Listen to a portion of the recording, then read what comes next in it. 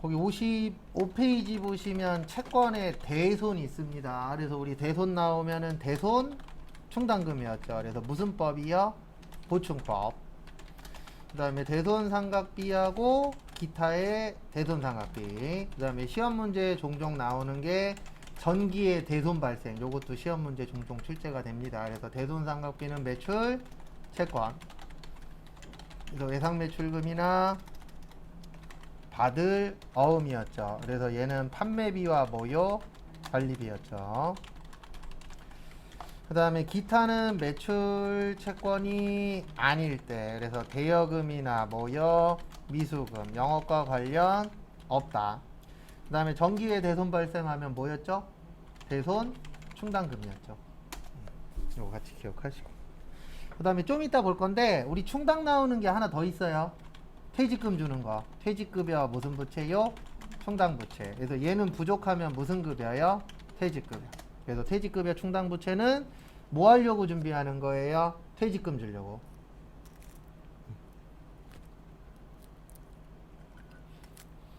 근데 앞으로 이제 퇴직급여 충당부채 사용하는 거는 많이 줄어들 거예요. 왜냐면 앞으로는 연금 시대잖아요.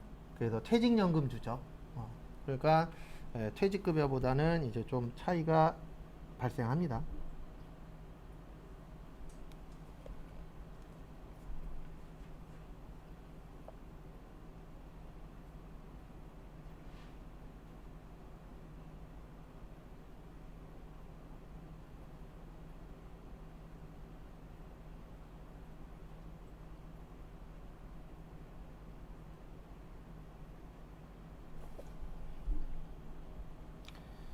참고하시고요.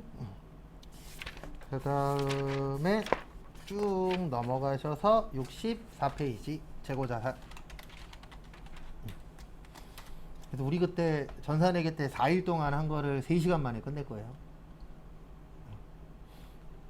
그때는 설명 하나하나 다 했는데 지금은 요점만 잡고 끝낼 거예요.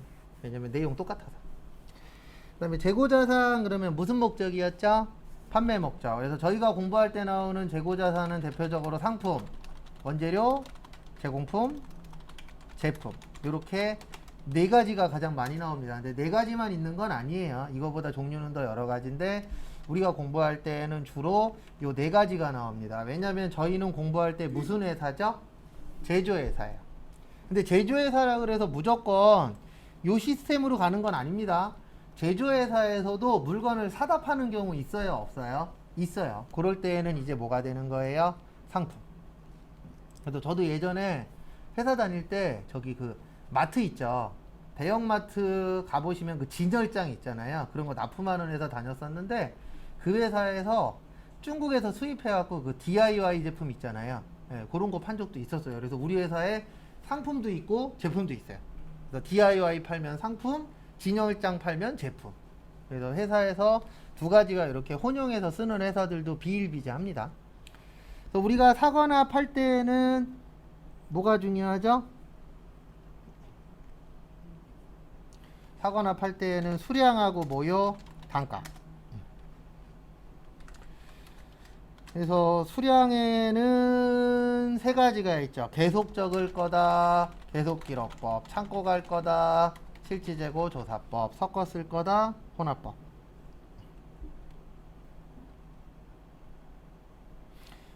그 다음에 단가는 하나씩 계산할 거다, 개별법. 먼저 들어왔다, 선입선출. 나중 들어왔다, 후입선출. 그 다음에 꼭 요렇게 기억을 하셔야 돼요. 가중평균법에다가 계속기록법 쓰면 이동평균. 그 다음에 가중평균에다가 실질재고조사법 쓰면 총평균법. 이렇게 기억을 해주셔야 됩니다. 왜냐면 시험 문제 이렇게 나와요. 다음 중 계속기록법으로 작성할 수 없는 것은? 그러면 답은 총평균법이 되는 거예요. 왜냐면 총평균법은 무슨 법이에요? 실질재고 조사법. 이렇게 외워주셔야 돼요. 그러니까 이게 회계하고 세무의 차이점이에요. 회계는 그냥 이동평균법과 무슨 법이 있다? 총평균법이 있다. 이렇게 외우면 끝인데 세무에선 간혹가다 계속기록법으로 사용하면 이동평균법, 실질재고조사법을 쓰면 뭐야? 총 평균법 요걸 물어볼 때도 있습니다.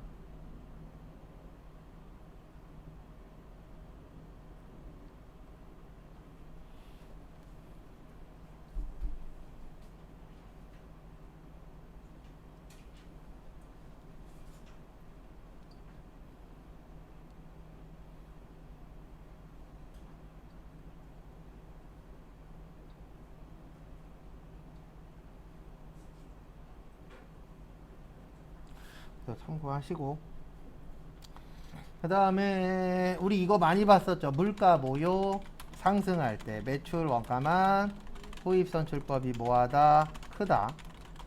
나머지는 선입선출법. 근데 이것도 나와요. 물가 하락 시에 매출 원가만 선입선출법이 뭐하다 크다. 나머지는요 후입선출법. 이런 식으로 장난을 조금 더 쳐요. 회계에도 한번 나온 적이 있는데 세무에는 한 4-5번 정도 나왔어요. 그리고 세무 공부하고 회계 보면은 회계가 쉬워집니다. 왜냐면 분계도 세무가 조금 더 난이도가 있게 나오거든요. 장난도 좀 더 많이 치고. 그래서 지금까지 보면 세무까지 공부한 다음에 회계 보시면 합격률이 한 70%, 70-80% 정도 나오더라고요. 근데 그게 딴 것 때문이 아니고 원래 우리 그런 거 있잖아요. 어려운 거 공부하면 그 밑에 거는 어때요? 눈에 훨씬 더 쉬워지죠. 그래서 그런 부분들도 일부 있어요. 그리고 내가 아는 게 많아지니까. 그 다음에 재고자산 감모손실이라고 있습니다. 감모에는 2가지가 있어요. 정상적하고 비정상적. 그래서 정상적은 매출 원가에다가 가산하고 회계 처리할 필요는 없다. 그 다음에 비정상적일 때는 영업 외 비용 처리하고 회계 처리는 합시다. 요거 시험 문제 잘 나와요. 그리고 회계 처리할 때 쓰는 게 요거예요. 재고자산 무슨 손실이요? 감모손실. 나중에 따로 연습할 겁니다.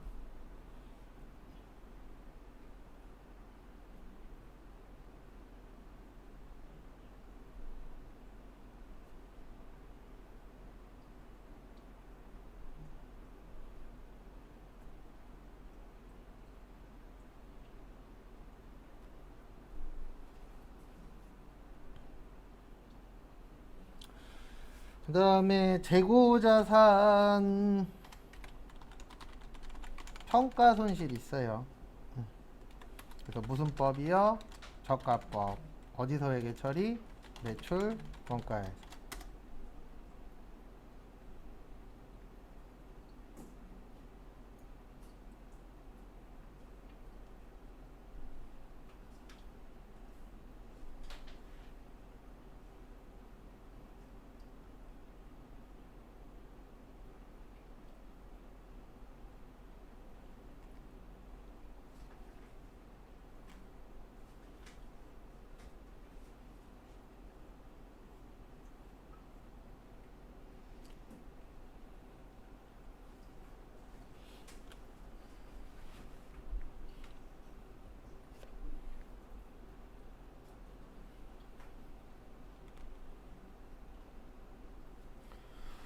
그 다음에 우리 요거 공식이 있었죠. 그래서 순매출액, 순매입액, 매출원가, 매출총, 이익.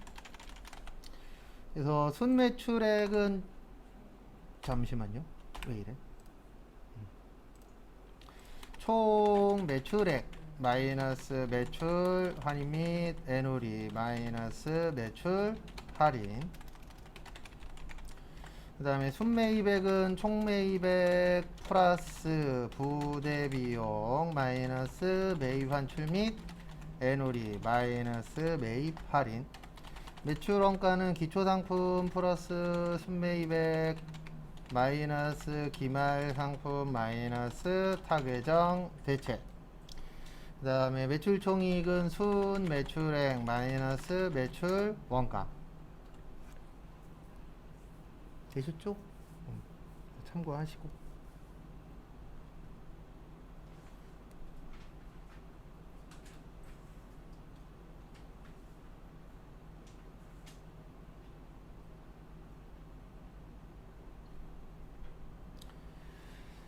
그다음에 교재 보면서 설명을 또 드리도록 하겠습니다. 뭐 나머지는 크게 볼 거 없고요. 이쪽으로 와주세요. 어디로 오시냐면은 여기 73페이지.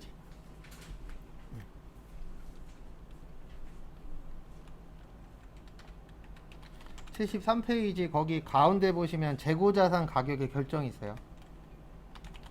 재고자산 평가라고.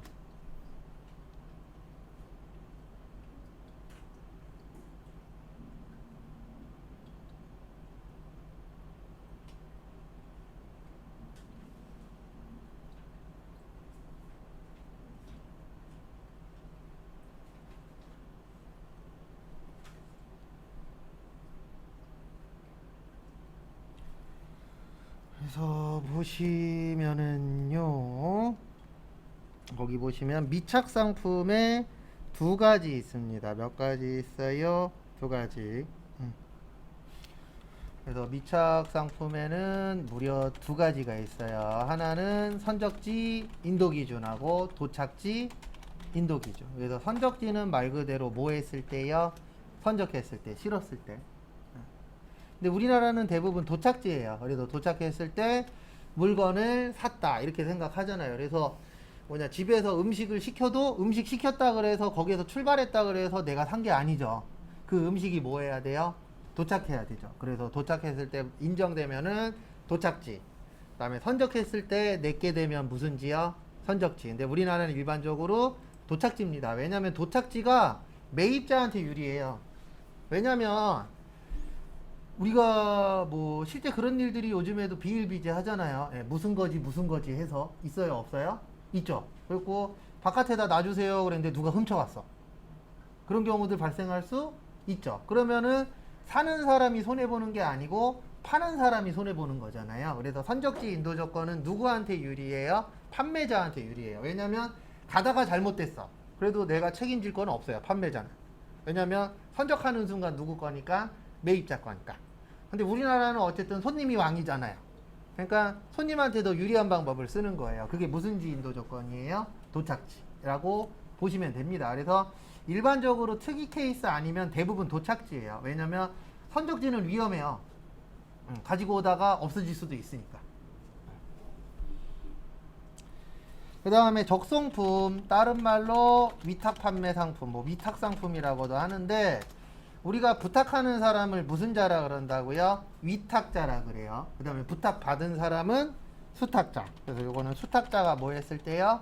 판매했을 때인데, 요렇게 생각하셔도 돼요. 홈쇼핑. 홈쇼핑이 적성품 보시면 돼요. 왜냐면 홈쇼핑 업체에서는 대신 뭐만 해주는 거죠? 팔아주는 거죠. 그리고 팔아주고 뭐 받아요? 수수료 받죠. 근데 제 개인적인 생각인데 얘도 몇 년 안에 없어질 것 같아요. 분위기가. 왜냐면 요즘 이제 저기 뭐냐, 스마트폰으로 혼자서 쇼핑몰처럼 홈쇼핑처럼 이렇게 파는 사람이 요즘 이렇게 홍보하는 시대잖아요. 시대 자체가. 그리고 이제 너무 많이 안 좋은 것도 많이 갖다 팔았어요. 좋은 것도 많이 팔았지만. 그래도 저도 예전에 친구놈이 그 유명한 연예인 분이 파시는 그거였어요. 뭐였지? 탕수육. 네. 탕수육을 샀는데 두 젓가락 먹고 싹 다 갖다 버렸대요. 맛이 없어서. 네. 근데 그런 케이스들 은근 많죠. 홈쇼핑에서. 좋은 것도 많지만 이상한 것들도 종종 있잖아요. 그래서 수탁자가 팔았을 때, 그 다음에 여기에서 키포인트는 뭐냐면, 수탁자가 못 팔면, 수탁자가 미판매하면, 요 재고자산은 수탁자 거예요? 위탁자 거예요? 위탁자 거예요. 누구 거라고요? 위탁자. 왜냐면 이 수탁 판매는, 이 적성품은 뭐냐면, 위탁자의 물건을 수탁자가 대신 팔아주고, 거기에서 발생하는 수수료만 받아먹는 거예요. 그러면 이 물건은 수탁자 게 아니잖아요. 누구 거예요? 위탁자 거예요. 그래서 재고가 남으면은 위탁자의 재고자산이 되는 겁니다. 라고 기억을 해주셔야 돼요.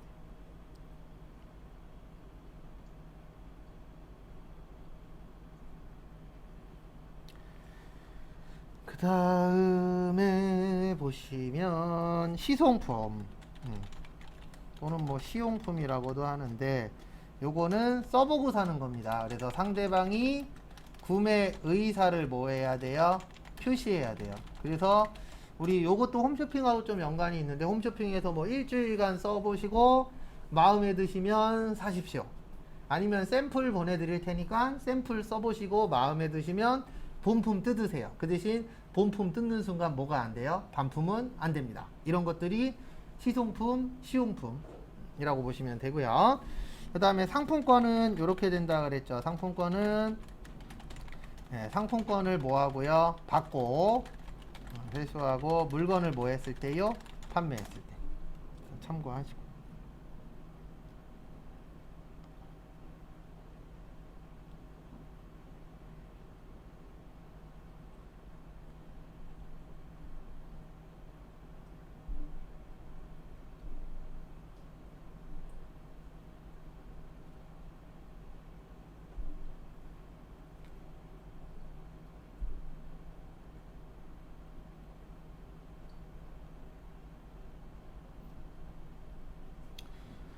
다음에 보실 게 다음 페이지 74페이지 거기 아래쪽에 보시면 개별법, 선입선출법, 후입선출법 있거든요. 거기에서 여기 선입선출법하고 후입선출법 좀 잘 봐두세요. 설명은 간략하게 드리긴 할 겁니다.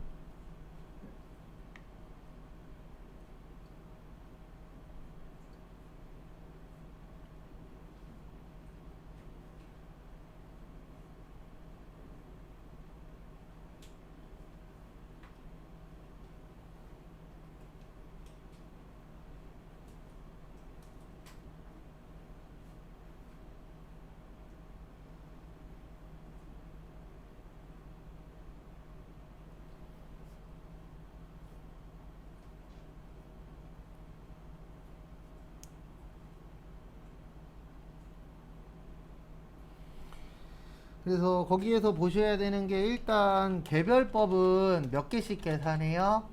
하나씩. 그래서 개별 나오면 가장 정확합니다. 그리고 개별 원가 계산처럼 비싼 거에만 쓰는 거예요. 왜냐하면 몇 개씩 계산하니까요. 하나씩. 그래서 얘는 잘 안 나오고요. 이게 잘 나와요. 선입선출법. 그래서 거기 장점에 보시면 실제 물량 흐름과 뭐예요? 일치합니다. 그래서 실제의 원가 흐름, 요걸 물량 흐름이라고도 해요. 그래서 물량 흐름과 뭐 한다? 일치한다. 그래서 일치해야 돼요. 그래서 이게 무슨 뜻이냐면은 우리가 일반적으로 대부분의 회사가 거의 모든 회사가 옛날 거 먼저 팔잖아요. 맞죠? 그게 무슨 법이에요? 선입선출법이에요. 최근 거 먼저 파는 회사 없어요. 왜냐면 최근 거 먼저 팔면은 망하겠다라는 얘기거든요. 왜냐면 최근 게 물건 가격이 비싸잖아요. 그래서 비싼 거 먼저 팔아야 돼요? 싼 거 먼저 팔아야 돼요? 싼 거. 왜냐면 옛날 거면 옛날 걸수록 팔 수 있는 확률이 줄어들잖아요. 그래서 저도 예전에 제조회사 다닐 때 보면은 뭐가 팔렸어. 그러면은 저기 창고 구석탱이에서 끌고 나와갖고 그날 하루 종일 닦아요. 네. 그리고 삐까뻔쩍 광나게 닦은 다음에 그거를 내보내죠. 네. 막 6개월 전, 1년 전 거. 대부분 그렇게 팔잖아요. 그래서 원래 제일 좋은 건 뭐가 제일 좋은 거예요? 내가 만든 게 가장 좋은 거예요. 원래는. 근데 이제 내가 못 만드니까 돈 주고 뭐 하는 거예요? 사는 거죠. 그래서 만약에 내가 다 만들 수 있어. 그러면 저는 안 사요. 내가 다 뭐예요? 만들지. 음식도 내가 다 만들 수 있어. 그러면 뭐하러 사 먹어요? 내가 만든 게 가장 깨끗한데.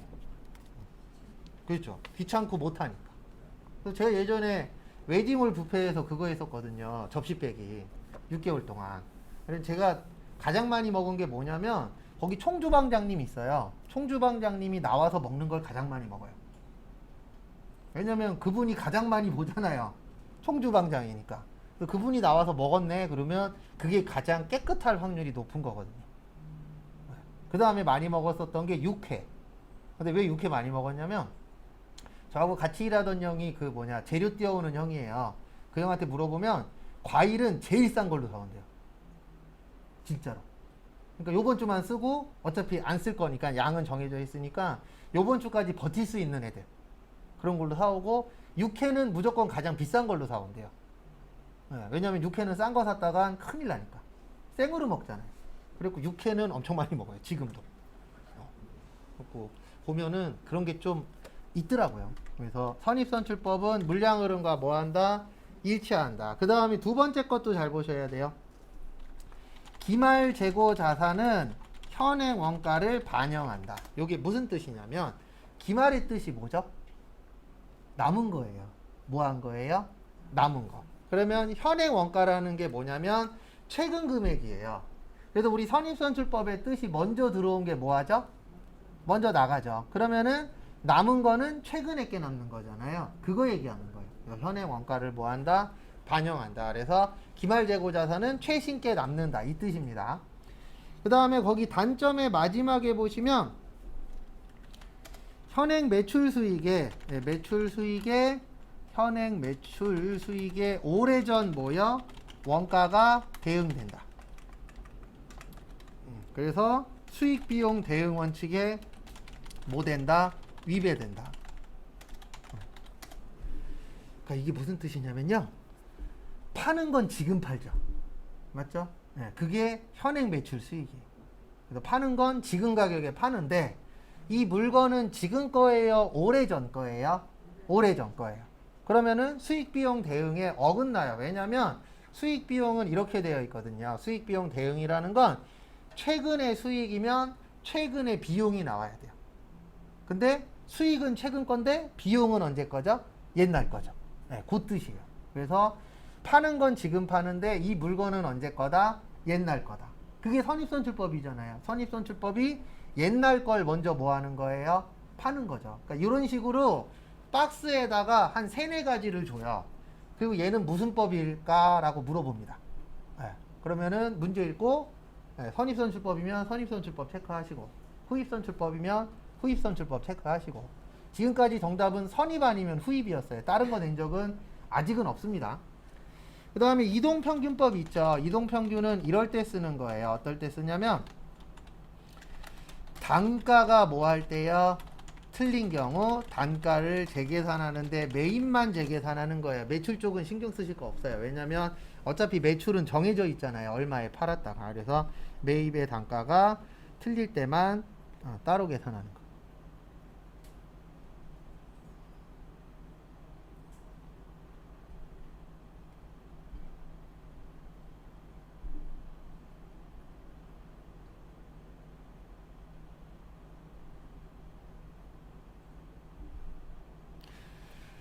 그 다음에 총평균법은 매출을 제외한 나머지를 평균 내는데 몇 번에 평균 내는 거예요? 한 번에. 그래서 토탈로 평균 낸다. 근데 매출은 포함하면 안 돼요. 왜냐면 매출은 어차피 얼마에 팔린다가 확정된 거잖아요. 그래서 매출을 뺀 나머지를 평균 내는 거. 그거를 무슨 법이라 그래요? 총평균법이라고 표현합니다.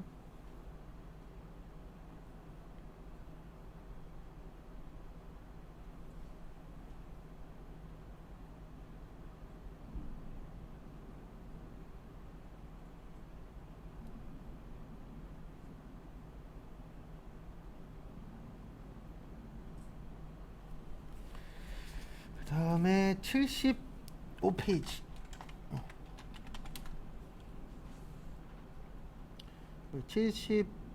75페이지 보시면은요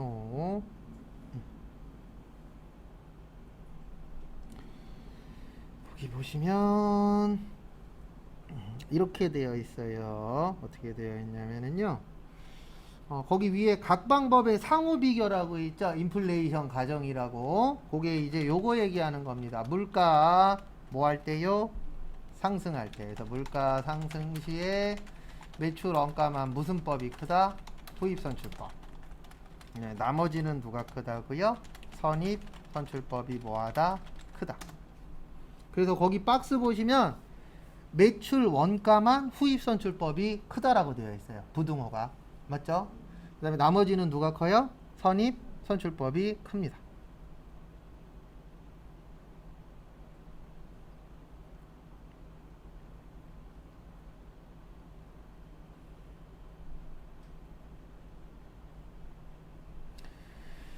그 다음에 보실 게 밑에 보시면은 계속기록법하고 실지재고조사법 되어 있죠. 그래서 거기도 보면은 계속기록법 밑에 이동평균법. 그래서 제가 아까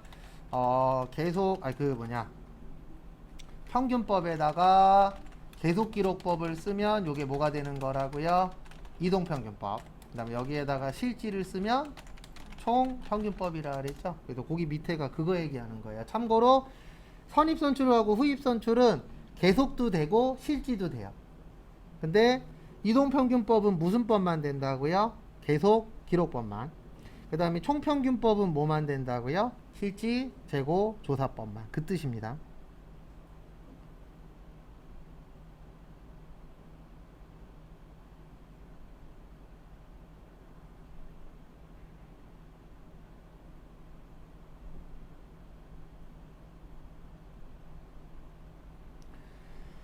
그 다음에 75페이지 밑에 보시면 재고자산 평가손실. 우리 무슨 법 쓴다 그랬죠?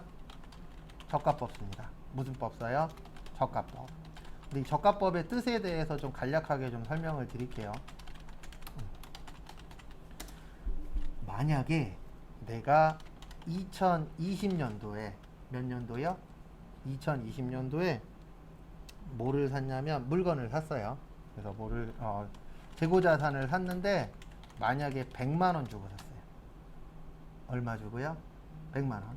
근데 요게 2020년 기말에 80만원이 됐어요. 이럴 수 있죠. 그러면 재고자산 평가손실이 얼마가 되는 거죠? 20만원이 되는 거예요. 근데 2021년도에 만약에 120만원이 됐어요. 얼마요? 120만원. 이렇게 될 수 있어요? 없어요? 있죠. 그러면 요 금액이 100만원이 됐다가 얼마가 됐다가 80이 됐다가 그러면 요 때는 재고자산 금액이 얼마가 돼야 돼요? 네, 120이 아니고 100만원이에요. 왜냐면 처음 살 때 얼마였죠? 100이었죠. 이거보다 올라갈 수 없어요. 왜냐면 무슨 법이기 때문에? 저가법. 저가법의 뜻이 뭐예요? 올랐다 떨어졌다? 떨어졌다. 근데 우리가 금액이 떨어졌다가 다시 뭐 할 수도 있죠? 올라갈 수도 있죠. 근데 최고 금액은 요 취득원가보다 올라갈 수는 없어요. 무슨 법이기 때문에? 저가법이기 때문에. 그래서 요거를 말로 풀어서 줍니다. 시험 때. 그래서 이 재고자산은 내가 상금액보다는 올라갈 수 있다 없다? 없다. 무슨 법을 쓰니까? 저가법을 쓰니까. 그래서 그것도 좀 기억을 해 주셔야 되세요. 그 다음에 보실게 나머지는 또 문제 풀면서 볼 겁니다. 84페이지 비유동자산. 비유동에는 네 가지가 있다 그랬어요. 투자, 유형, 무형, 기타. 그 다음에 비유동자산 이렇게 몇 가지가 있어요. 네 가지. 그 중에 첫 번째 무슨 자산이에요? 투자자산이에요. 그래서 보시면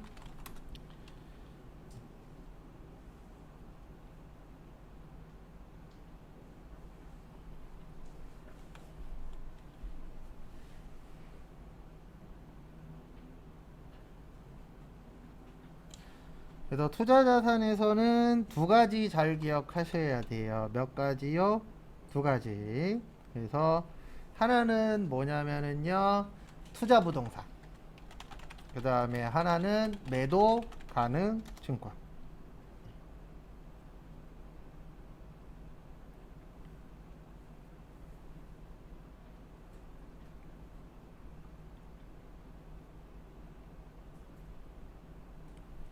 참고하시고.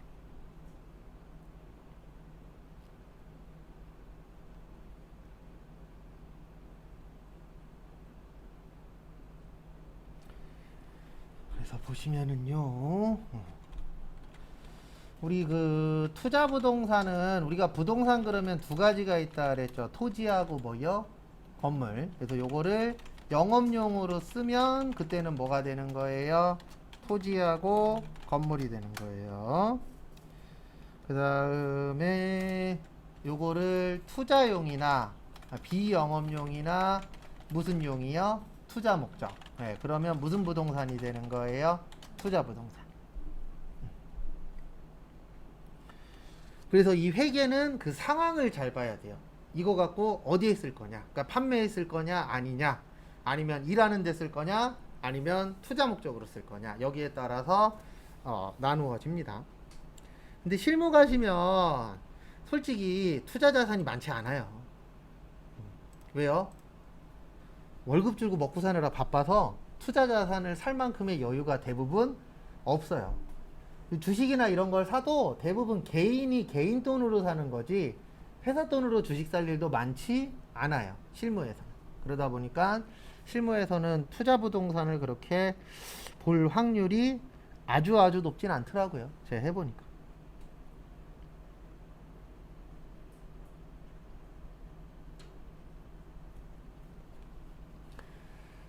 그 다음에 매도 가능 증권에서 잘 보셔야 되는 거는 이거는 회계세무 다 많이 나왔었어요. 그래서 매도 가능 증권에서 잘 보셔야 되는 거는 매도 가능 증권 평가 뭐요?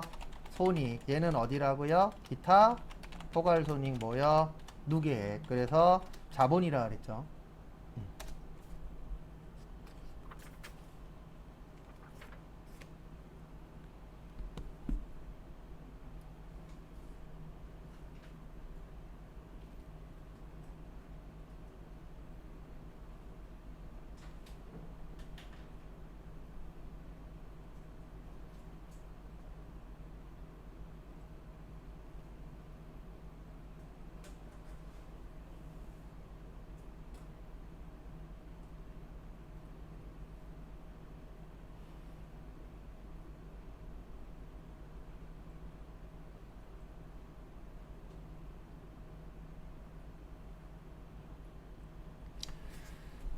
그 다음에 다음 거 보시면은요 88페이지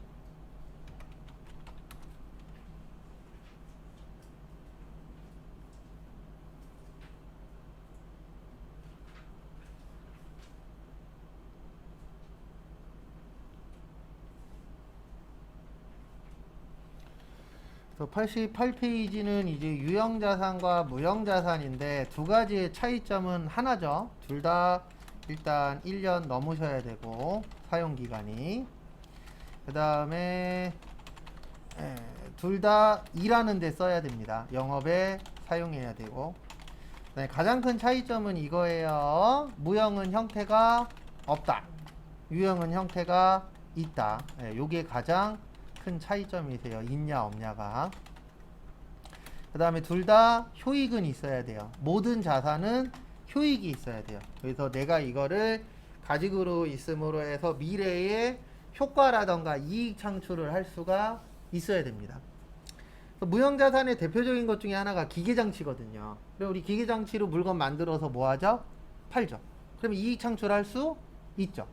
그 다음에 뭐 무형자산에서 뭐 저작권 같은 것들로도 돈 벌 수 있어요? 없어요? 있죠. 상표권으로도 돈 벌 수 있죠.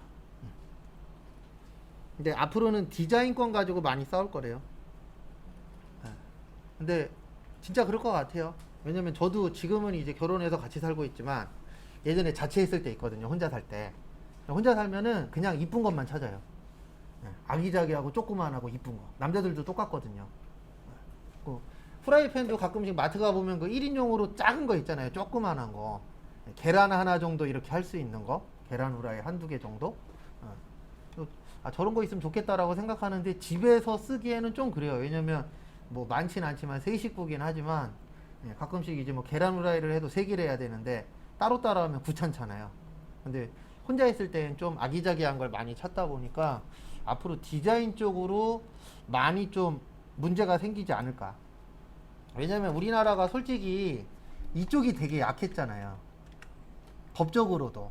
근데 요즘에 뭐 저작권이니 뭐니 막 많이 이렇게 보장을 해주잖아요. 그래서 앞으로 무형자산 쪽으로 누가 돈 버느냐 싸움도 될 것 같아요. 앞으로는 물건 만들어서 파는 시대는 이제 힘들어요. 그렇게 해갖고 돈 버는 시대는 이제 과거의 거라고 보시면 되고 앞으로는 이제 무형에서 유형을 창조하는 거. 그래서 카카오가 계속 발전할 수밖에 없는 이유 중에 하나가 카카오는 물건을 파는 데가 아니잖아요. 네, 연결시켜주고 돈 받고. 그래서 요즘에 횡포 중이잖아요. 대표적으로 저기 뭐지? 카카오 택시. 가격 올랐죠. 근데 최근에 또 하나 또 올린다고 나왔어요. 저거 뭐지? 자전거 있잖아요. 전기 자전거. 예, 일부 지금 카카오에서 빌려주는 거 하고 있잖아요. 그것도 가격을 올렸어요. 최근에. 그러니까 이게 무서운 거예요. 독점이 돼버리면 독점이 되면은 막을 게 없잖아요. 올려도. 어쨌든 택시도 오르고 그 전기 자전거도 최근에 올렸다라고 어저께인가 그저께 뉴스에서 나오더라고요. 그래서 요즘 저기 뭐냐 카카오 주식 갖고 있는 사람들은 웃으면서 잔대요. 앞으로 더 오를 확률이 높으니까. 그 다음에 거기 보시면은요 유형자산의 취득원가 산출 방법 거기 88페이지 밑에서 두 번째 보시면 자가제작 또는 자가건설 이렇게 나오면 요게 기억나셔야 돼요. 건설 중인 뭐요? 자산.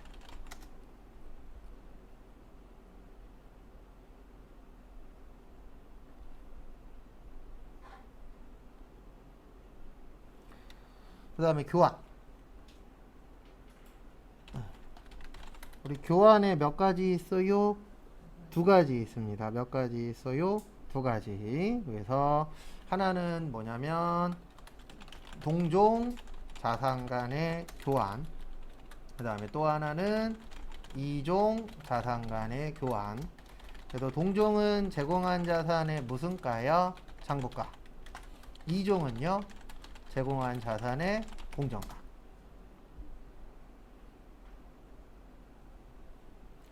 이렇게 두 가지로 나누어집니다. 요것 좀 외워두세요.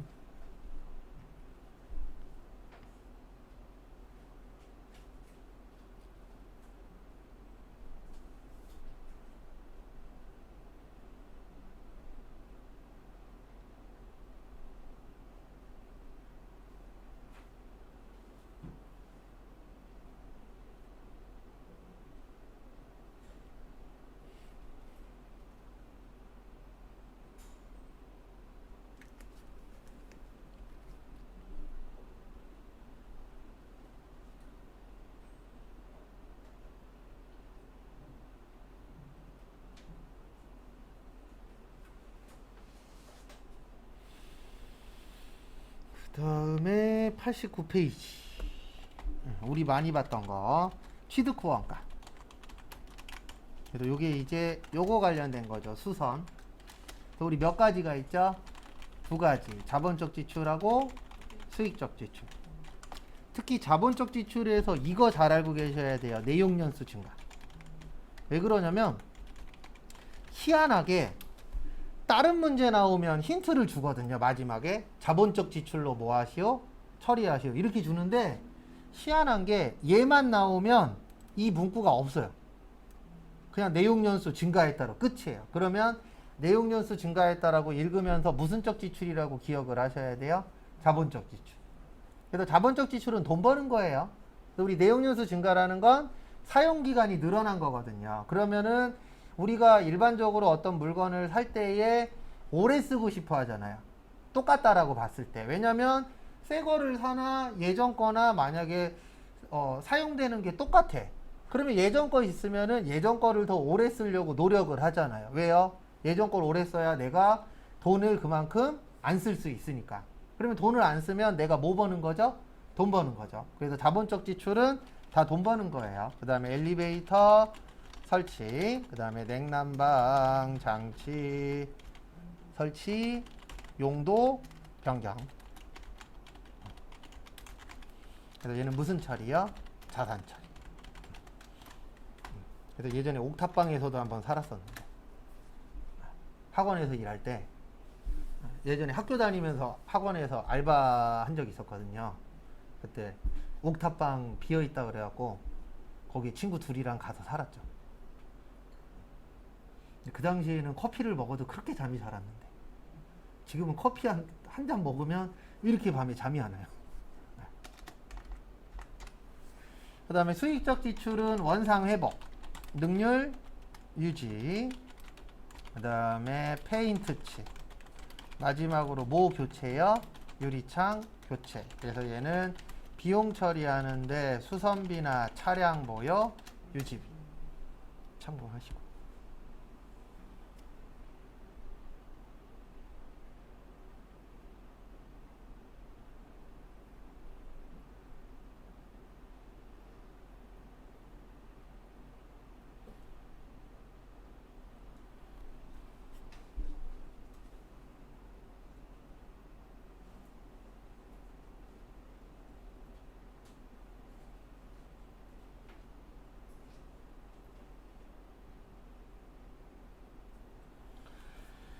그리고 또 잘 나와요. 이건 뭐 회계세무 안 가리고 원래 잘 나오는 거니까요. 그 다음에 93페이지.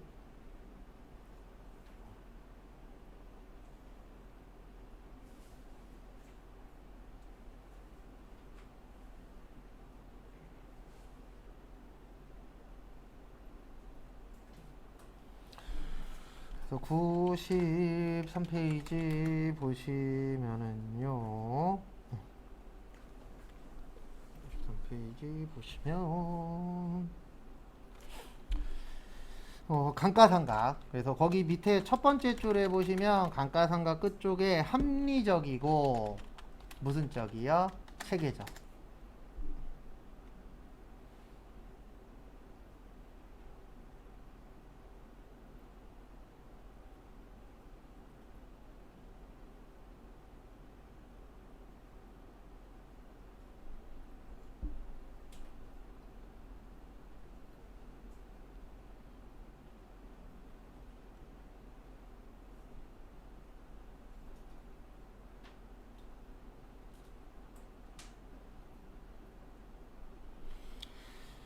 그래서 우리 감가상각은 정액법이 있었죠. 그래서 정액법이 취득 원가 마이너스 잔존가치 나누기 내용연수. 그 다음에 그 다음에 요거 빠졌구나. 매년 감가상각비가 어떻다? 일정하다. 그래서 정해져 있다. 그래서 무슨 법이에요? 정액법이에요. 그 다음에 정률법은 취득원가 마이너스 감가상각 노객 곱하기 정률. 그래서 얘는 초기에 감가상각비가 뭐하다? 크다. 감가상각비가 크다. 그 다음에 연수 합계법. 취득원가 마이너스 잔존가치 곱하기 내용연수의 합분의 잔여 내용연수. 그 다음에 마지막으로 마지막이 아니죠. 두 개 남았죠. 이중 체감법. 취득원가 마이너스 감가상각 노객 곱하기 내용연수분의 몇이요? 2. 그 다음에 생산량 비례법. 취득원가 마이너스 잔존가치 곱하기 예정 총 생산량분의 단기 생산량.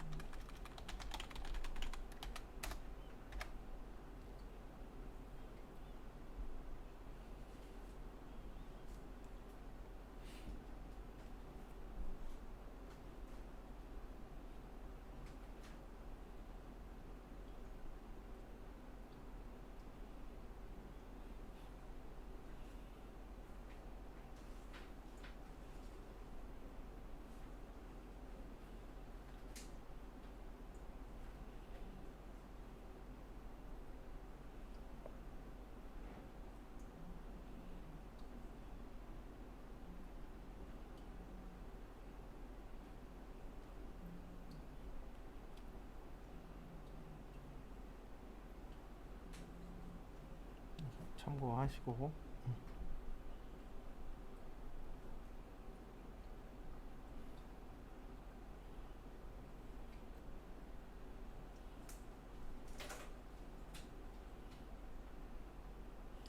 또 잘 외우고 계세요.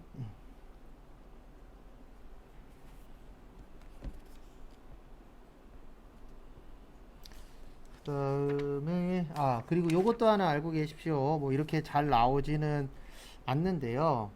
혹시 시험 문제 이렇게 나올 수 있어요. 감가상각의 3요소. 그러면 그냥 요거 기억하세요. 무슨 법이요? 정액법. 정액법이 감가상각의 몇 요소예요? 3요소예요. 그래서 저거 기억하시면 될 것 같고요. 그리고 하나만 더 설명드리고 쉴게요. 94페이지.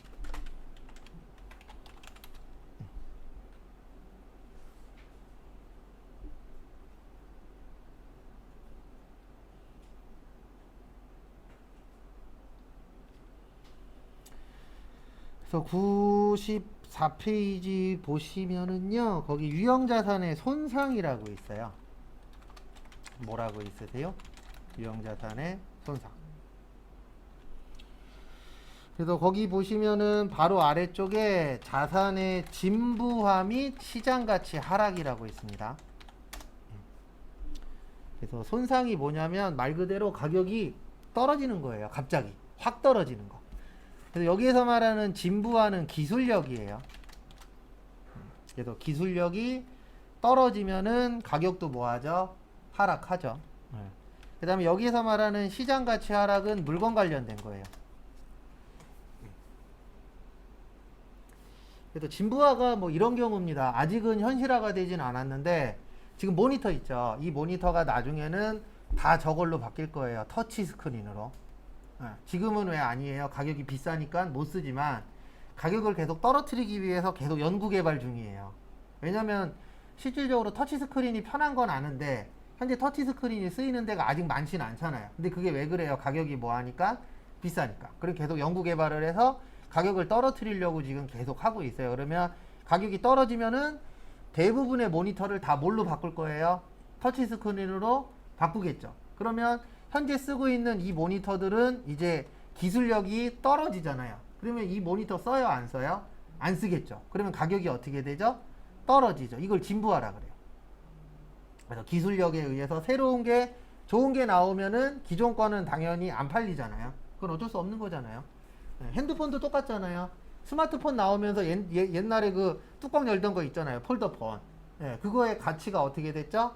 떨어졌죠. 그것도 진부화예요.